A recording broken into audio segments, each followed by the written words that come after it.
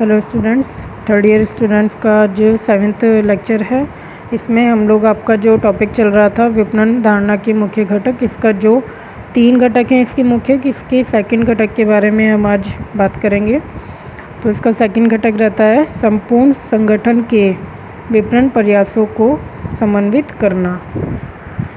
Means इसका मतलब मैंने आपको बताया था आपकी 5th लेक्चर की वीडियो में, है ना। तो अभी हम इसके बारे में पढ़ते हैं। उत्पादन, वित्त, अनुसंधान एवं विकास तथा अन्य कार्य भी महत्वपूर्ण हैं। तो इसका मतलब क्या हुआ? उत्पादन मतलब वही पैदा करना, प्रोडक्ट्स को बनाना वगैरह। वित्त मतलब वही रकम, है ना, पैसा। अनुसंधान मतलब कि खोजना या आयोजन करना। एवं विकास, उन्नति करना या मतलब उसको बढ़ाना, है ना। तथा अन्य कार्य मतलब तथा और जितने भी कार्य हैं इससे रिलेटेड, विपणन से रिलेटेड भी महत्वपूर्ण हैं, ज़रूरी है। महत्वपूर्ण मीन्स ज़रूरी है। तो ये बोल रहे हैं कि इन सभी इस कार्य को करने के लिए इन सभी को करना मतलब इन सभी की आवश्यकता महत्वपूर्ण है ना, इन सभी की ज़रूरत है। इसलिए इन कार्यों को विपणन प्रयासों के साथ समन्वित करना संगठन की सफलता के अवसरों को बहुत अधिक बढ़ाता है। तो ये यहाँ पे क्या कहना चाह रहे हैं आपको? इसलिए इन कार्यों को मतलब ये जो कार्य होते हैं सारे विपणन से संबंधित, इसलिए इन सभी कार्यों को जो विपणन के जितने भी प्रयास होते हैं, जितने भी उसके अंदर कार्य होते हैं या उनकी जितने भी उनको करने के लिए कोशिशें की जाती हैं, उनकी कोशिशों के साथ समन्वित मीन्स मैंने आपको पहले भी बताया था, मतलब कि जो अलग अलग हैं उनको मिलाना, है ना, आपस में उनको मिलाना, समन्वित करना संगठन की सफलता मतलब कि जितने भी संगठन हैं, इस कार्यों को करने वाले जितने भी अलग अलग संगठन हैं, उनकी सफलता के अवसरों को, जो उनकी सफलता के मौके हैं, जो उनकी कामयाबी के मौके आते हैं, उनको बहुत अधिक बढ़ा देता है। मतलब कि उनको एक मौका देता है कि वो और कामयाब हों। और मतलब इतने मतलब अगर ये इन सभी कार्यों से कार्य किया जाता है, इन सभी कार्यों की सहायता से कार्य किया जाता है, इन बातों को मद्देनज़र रखते हुए अगर कार्य किया जाता है तो वो कामयाबी के मौक़ों को और ज़्यादा बढ़ा देता है, बहुत अधिक बढ़ा देता है। इसमें अध्ययन बताते हैं। अध्ययन मीन्स ये अध्ययन का क्या मतलब कह रहे हैं कि जैसे कि हम किसी भी चीज़ के बारे में खोज करते हैं ना, किसी भी चीज़ के बारे में मतलब पढ़ते हैं या और ज़्यादा उसके बारे में जानने की कोशिश करते हैं, तो उसी तरीके से उनका जो अध्ययन रहा है, उनका अध्ययन उनको बताता है जो अब तक का उनका ज्ञान रहा है, अब तक की जो उन्होंने पढ़ा है, देखा है, समझा है, इस कार्य को करने के बाद जो उनका एक एक्सपीरियंस आप कह सकते हैं, है ना, जो रहा है। अध्ययन कहता है कि यदि विपणन, अनुसंधान और विकास के कार्य एक साथ मिलकर नहीं किए जाते, मतलब विपणन मतलब मार्केटिंग, अनुसंधान मतलब खोज और विकास मतलब कि उन्नति। तो मतलब मार्केटिंग के अंदर खोज और उन्नति के कार्य एक साथ मिलकर अगर नहीं किए जाते, मतलब इन सब चीज़ों को लेके जो कार्य किए जाते हैं वो सब एकजुट होकर मिलकर नहीं किए जाते, तो अधिकतर उत्पाद विकास की परियोजना असफल हो जाती। तो यहाँ पे ये क्या कह रहे हैं? परियोजना मीन्स प्रोजेक्ट।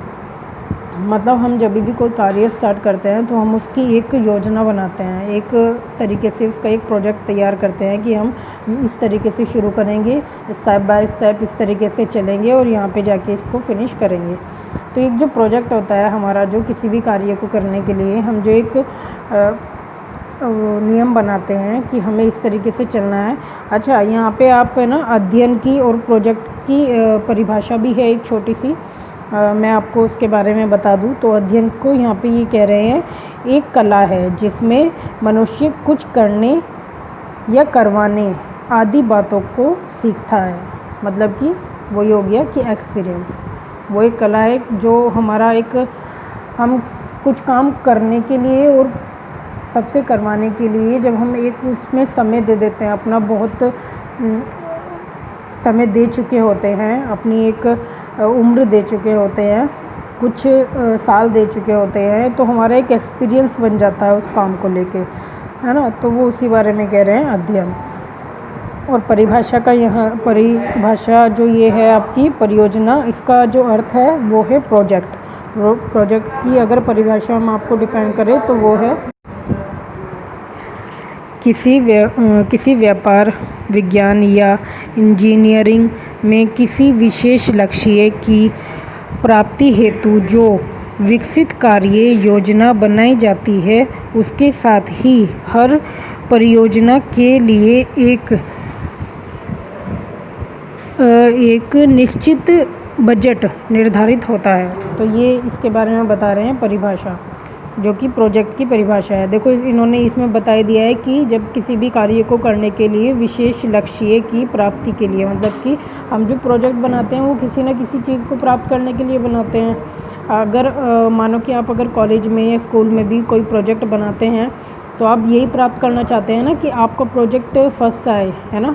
तो वो एक प्राप्ति होती है जिसके लिए हम कोई ना कोई प्रोजेक्ट करते हैं, कोई ना कोई कार्य करते हैं, मतलब कुछ पाने के उद्देश्य से, है ना। तो जब हम इस तरीके का कार्य करते हैं तो हम एक विस्तृत, मतलब एक अधिक मात्रा में उसकी खोज करते हैं, उसके ऊपर कार्य करते हैं, है ना। तो ये जो सब हम प्रक्रिया करते हैं, इनका मतलब होता है प्रोजेक्ट, इसका मतलब होता है प्रोजेक्ट। तो ये वही कह रहे हैं यहाँ पे आपको कि यदि विपणन, अनुसंधान, मार्केटिंग, खोज और विकास उन्नति के कार्य एक साथ मिलकर नहीं किए जाते हैं तो अधिकतर उत्पाद विकास की परियोजना असफल हो जाती है। मतलब कि उसका प्रोजेक्ट असफल हो जाता है अगर सब लोग मिलके इस तरीके से खोज नहीं करते हैं, है ना, उसके विकास के बारे में सोच के कार्य नहीं करते हैं मिलकर, है ना। तो जब आगे है, जब इन कार्यों के मध्य समन्वय विद्यमान नहीं रहता है। अच्छा देखो इस लाइन को बहुत ध्यान से समझना। ये कह रहे हैं ये जो सब कार्य किए जाते हैं, जब इन कार्यों के मध्य, मतलब इन कार्यों के बीच में, मतलब इन कार्यों को कराने के लिए कोई एक ऐसा व्यक्ति नहीं रहता है या कोई ऐसा पर्सन नहीं होता है जो एक्सपीरियंस हो। वही जो मैंने ऊपर बताया है अध्ययन, मतलब कि जो एक्सपीरियंस हो, है ना। विद्यमान का मतलब ये हो गया कि परसेंटेज कह सकते हैं, है ना, एक मतलब 1% भी अगर कोई ऐसा व्यक्ति नहीं है जो नियमित क्रम से, मतलब समन्वय मतलब नियमित क्रम से, कोऑर्डिनेशन जिसे हम कहते हैं, जब हम कोई भी पार्टी करते हैं, कुछ करते हैं तो हम अक्सर बात करते हैं ना कि इसको कोऑर्डिनेशन कौन करेगा, है ना, मतलब कोऑर्डिनेटर कौन बनेगा, कौन इसको किस तरीके से ये चलेगा, स्टेप बाय स्टेप क्या क्या कार्य होंगे, इस चीज़ का जो ध्यान रखने वाला होता है। भाई करने वाले तो अलग होते हैं, लेकिन ध्यान कौन रखेगा कि हाँ कार्य इस तरीके से चलना है। तो एक वो एक्सपीरियंस बंदे का ही काम होता है, क्योंकि उसे पता होता है कि यहाँ अगर इस तरीके की बात हो रही है तो ये गलत डायरेक्शन में जा रहा है, और अगर ये इस तरीके से चल रहा है तो ये सही डायरेक्शन में जा रहा है। तो वो एक जो कॉम्बिनेशन होता है उसके माइंड के अंदर कि मुझे किस तरीके से अपने कार्य को करना है, किस तरीके से उसको चलाना है स्टेप बाय स्टेप। तो उसी को ये कह रहे हैं कि जब इन सभी कार्यों के मध्य कोई इस तरीके की समझदारी वाला बंदा नहीं होता है तो परिणाम सब, मतलब जो उसका परिणाम निकलता है वो अनर्थकारी होता है, मतलब कि वो सारा बिजनेस एक तरीके से डूब जाता है ना। वो प्रोजेक्ट डूब जाता है, वो फिर उस प्रोजेक्ट से संबंधित जो बिजनेस होता है वो भी डूब जाता है।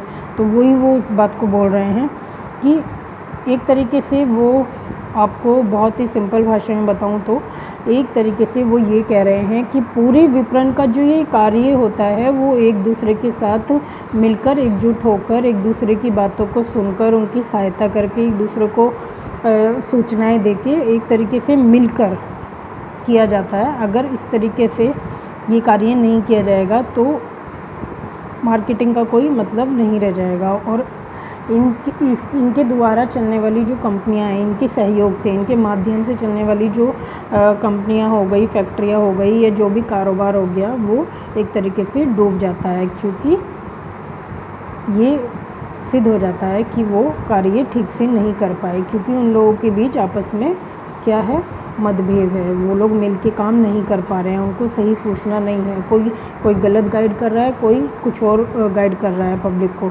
तो उस तरीके से क्या होती है, प्रॉब्लम आती है। तो इसलिए इन लोगों का एक नियम होता है कि ये लोग मिल के काम करते हैं। तो इस चीज़ का भी ध्यान कोई किसी एक बंदे को या जो भी जितना भी लेवल का काम होता है, जिस भी लेवल का काम होता है उसमें जितने ही बंदे काम करते हैं उस लेवल से वो लोग अपने काम को बांट लेते हैं कि हाँ इन सब चीज़ों को, इन काम को ये कर, इस काम को ये करेगा, इस काम को ये करेगा। तो इस तरीके से उनकी एक जो नीति चलती है उसी को ये कह रहे हैं कि ये बहुत आवश्यक है, महत्वपूर्ण है ना। संपूर्ण संगठन के विपणन प्रयासों को समन्वित करना, मतलब इन सब चीज़ों का वो ध्यान रखते हैं। तब जाके मार्केटिंग का ये एक मुख्य घटक है कि ये इन लोगों को मार्केटिंग को बहुत अच्छे तरीके से चलाने के लिए इन सब चीज़ों का ध्यान रखना पड़ता है। ठीक है, तो ये था इसका सेकंड घटक। अगर आपको कोई भी प्रॉब्लम होती है तो इसके बारे में हम अपने जूम मीटिंग में डिस्कस करेंगे। लेकिन उससे पहले ये कि अभी जो आपने फर्स्ट आपका घटक पढ़ा था उसके बारे में आप लोगों ने ठीक से रीड नहीं किया, पढ़ा नहीं है, जिसकी वजह से आप लोग को जूम मीटिंग में प्रॉब्लम आई, क्योंकि आप लोग को आंसर पता ही नहीं थे क्योंकि आपने पढ़ा नहीं था। तो फिर से मैंने आप लोगों को यही कहना है कि आप लोग ध्यान से वीडियो को पढ़ के हर लाइन का मीनिंग लिखते हुए इसकी थ्योरी कंप्लीट करिए, जो असाइनमेंट आपको संडे में देना होता है। तो अगर आप ध्यान से नहीं पढ़ेंगे तो आप कंफ्यूज ही रहेंगे, क्योंकि मैंने आपको सिंपल भाषा में हर शब्द का मीनिंग बताते हुए आपकी थ्योरी बताई है। तो ऐसी इसमें कोई टफ़ चीज़ नहीं है। वैसे भी आप इसी व्यापारिक फील्ड के अंदर रह रहे हैं, इसी मार्केटिंग के अंदर आप सर्वाइव कर रहे हैं अपनी लाइफ को, तो आप बहुत सी बातें तो पढ़ के ही समझ जाने चाहिए। बस उसमें प्रॉब्लम यही आती है कि अर्थों के मीनिंग नहीं पता होते हैं, शब्दों के अर्थ नहीं पता होते हैं। तो वो जब मैंने आपको बता दिया उसके बाद मुझे नहीं लगता कि आप लोग को ऐसी कोई कंडीशन है कि समझ नहीं आ रहा है ना। तो यही है कि आप लोग बहुत ध्यान से अपनी थ्योरी को पढ़ा करें। ओके स्टूडेंट्स, तो अभी 8th लेक्चर में हम लोग अपना थर्ड घटक पढ़ेंगे। चलिए, टेक केयर।